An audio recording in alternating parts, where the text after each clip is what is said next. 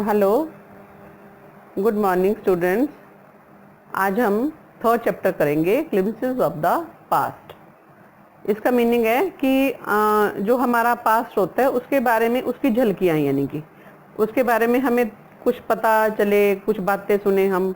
ठीक है, तो बिफोर यू रीड, हम इस चैप्टर को पढ़ने से पहले here are some pictorial glimpses of the history of our country from 1757 to 1857. These pictures and speech bubbles will help clarify your understanding of the condition that led to the event known as the First War of Independence in 1857. ठीक है, ये जो pictures दिखाई गई हैं बेटा, ये history की, ये जो 1757 से 1857 के कंट्री के बीच में जो कुछ भी हुआ उसके बारे में है। और ये जो पिक्चर्स हैं ये हमें बताती है, ये हेल्प करेंगी हमें अंडरस्टैंड करने में कि उस समय क्या कंडीशन थी। ठीक है, और हमारा जो first world war of independence जो हुआ था 1857 में, ये तो आपको पता है। ठीक है, तो इसका फर्स्ट पार्ट है हमारा मार्टियर्स। मार्टियर्स क्या होते हैं? आपके शहीद होते हैं जो हमारी जब हमने आज़ादी ली, ठीक है ना, उस आज़ादी में इन लोगों ने जो सहयोग दिया, अपना कंट्रीब्यूशन दिया, ठीक है, उनको हम क्या बोलते हैं? मार्टियर बोलते हैं।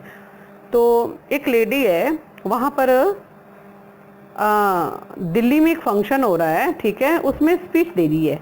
ओह my countryman, let your eyes fill with tears as you recall the sacrifices of India's martyr.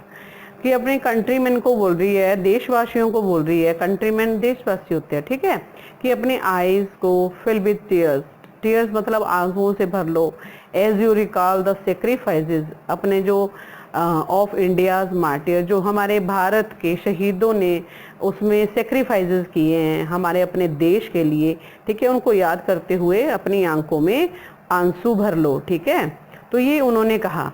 तो फिर जो है सेकंड है द कंपनी कॉन्क्वेस्ट, फिर 1757 टू 1849।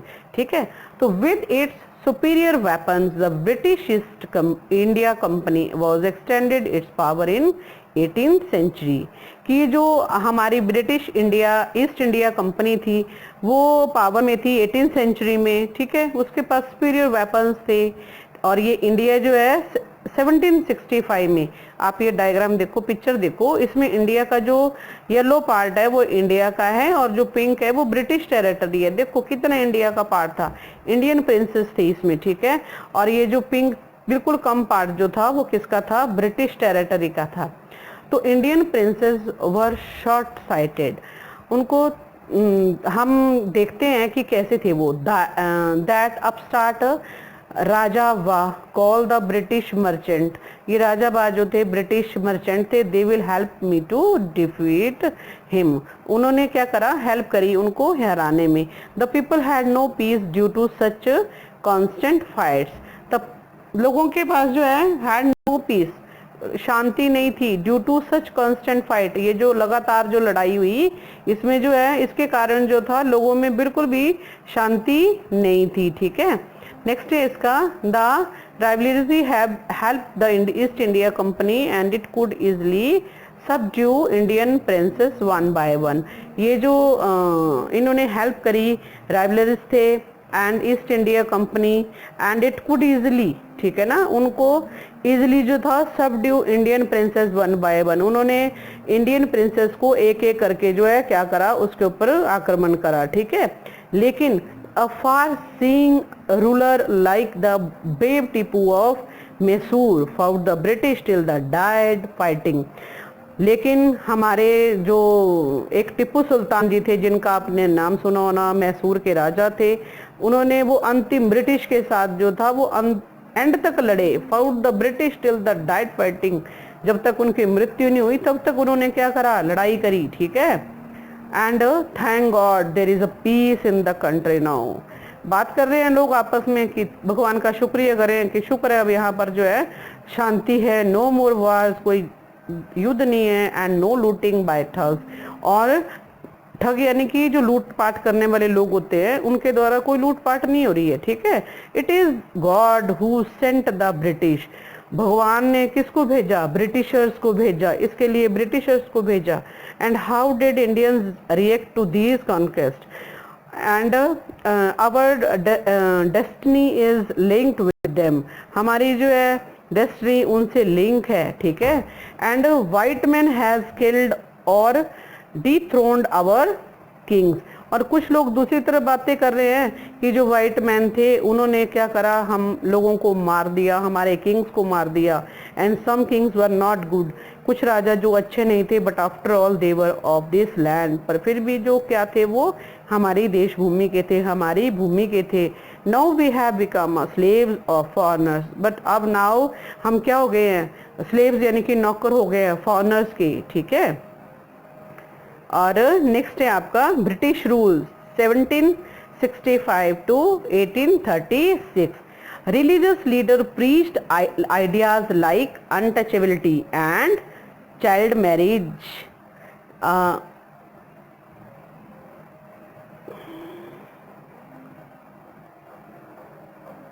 ये जो ब्रिटिश रूल था वो 1765 से 1836 के बीच में था।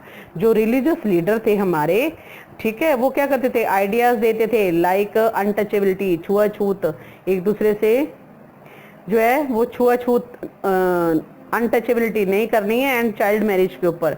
Anyone who crosses the seas loses his religion, अगर कोई इनको पार करता था, जैसे कोई छुआछूत को नहीं मानता था या चाइल्ड मैरिज को, ठीक है, तो वो क्या करते थे? अपने रिलीजन से उनको हाथ धोना पड़ता था या उसको बाहर निकाल देते थे, ठीक है। All the miseries in the world is due to women.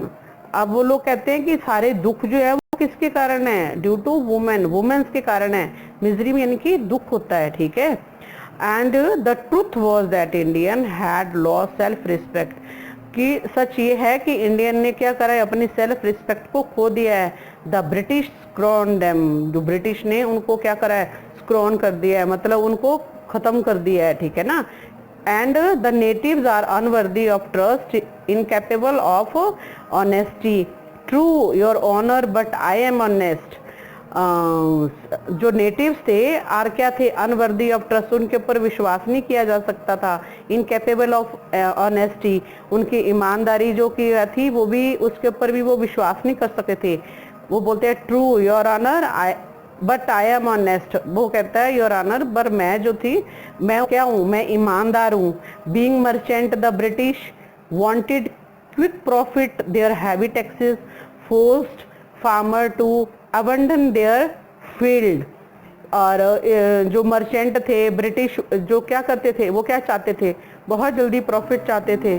There heavy taxes, taxes ज़्यादा के कारण force farmer to abandon their field, उनकी जो फार्मर थे उनकी फील्ड के ऊपर जो थे बहुत ज़्यादा से ज़्यादा, अबंडेंट होता है बहुत ज़्यादा, काफ़ी मात्रा में टैक्स लगाकर। But your man are taking all my crop,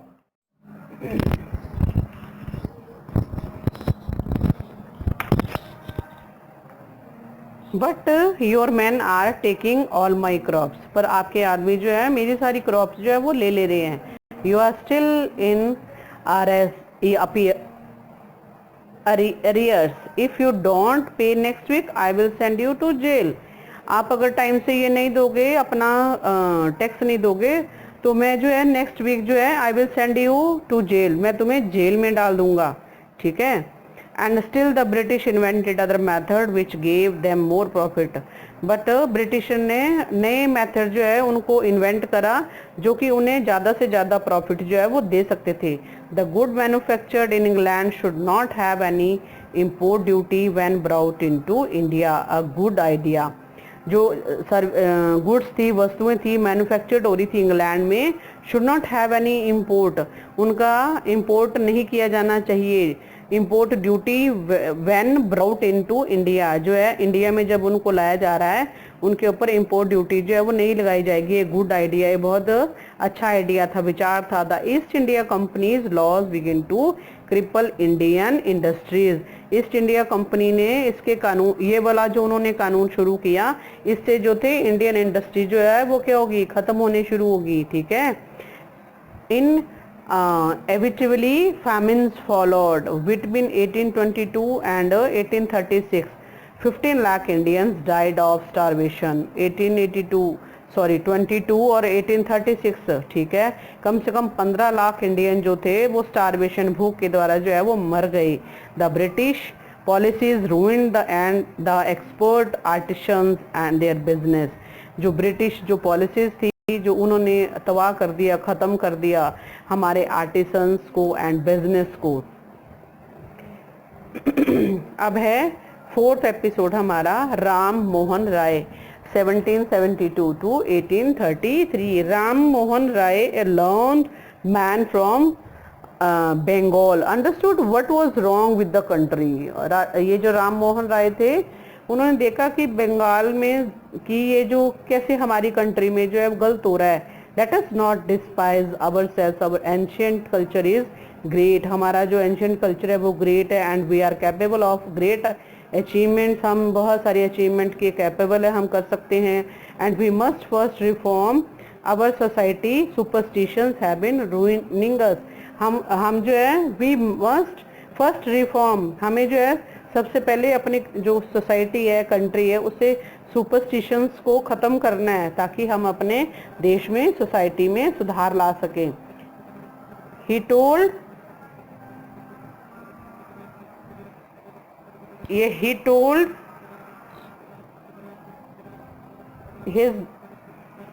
his wife Uma, उन्होंने अपनी वाइफ को बताया।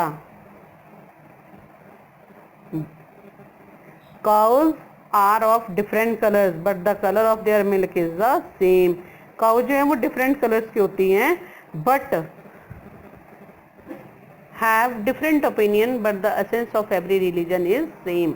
जो डिफरेंट टीचर्स हैं उनकी डिफरेंट राय होती है, ओपिनियन होती है, लेकिन उनका मोटिव जो है every religion is the same. उनका मोटिव जो है, उनका जो मीनिंग होते हैं वो क्या होते हैं, सेम होते हैं। He was attracted by the science and modern knowledge. वो किससे अट्रैक्ट हुए, हमारी साइंस से एंड मॉडर्न नॉलेज से। Knowledge should be practical and scientific. Knowledge कैसी होनी चाहिए, प्रैक्टिकल होनी चाहिए और साइंटिफिक होनी चाहिए। He started newspaper but the suspicious British stop them in 1823। उन्होंने न्यूज़पेपर शुरू करा, जो ब्रिटिशर्स थे उन्होंने उसको 1823 में स्टॉप कर दिया, ठीक है। He cross the sea and went to England. वो उन्होंने सी को पार करा, समुद्र को पार करा और इंग्लैंड गए to see what made British powerful. There he told them we accept you as a rulers and you must accept us as subject but you must remember the responsibility a ruler owes to his subject. कि उन्होंने उनको बताया, British powerful, उन्होंने उनको बताया कि we accept you as a ruler, हमने तुम्हें एज अ रूलर एक्सेप्ट करा है and you must accept us as a subject. तुम्हें जो है हमें एक सब्जेक्ट की तरह लेना चाहिए। But you must remember the responsibility a ruler owes to his subject. की उसकी जो रूलर्स होते हैं उनकी रिस्पॉन्सिबिलिटी होती है कि अपने सब्जेक्ट की देखभाल करना, ठीक है।